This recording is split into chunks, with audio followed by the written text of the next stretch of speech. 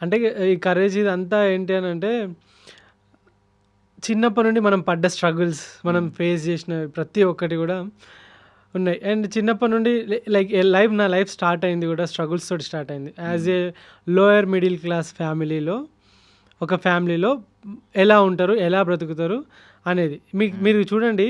ఒక మంచి top class మంచి రిచ్ ఫ్యామిలీలో ఒకడు చిన్న పిల్లగాడు, వాడు ఎగ్జామ్లో ఫెయిల్ అయినా, చిన్నగా ఏమైనా అయినా కూడా ఏమైనా టక్కున ఊరేసుకుంటాడు, సూసైడ్ చేసుకుంటాడు. ఎందుకంటే వాడికి అదే పెద్ద కష్టం లాగా కనిపిస్తుంది.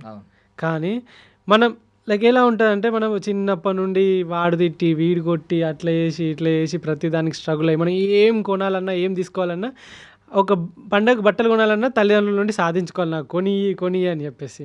సో ఇట్లా ప్రతి ఒక్కటి స్ట్రగుల్, ఈ స్ట్రగుల్స్ తోటి స్టార్ట్ అయిన నా జర్నీ మెల్లిమెల్లిగా హాస్పిటల్లో కొంతమంది స్టోరీస్ చూసి వాటి నుండి ఇన్స్పైర్ అయ్యి తర్వాత ఈ రైడ్ స్టార్ట్ చేశాను.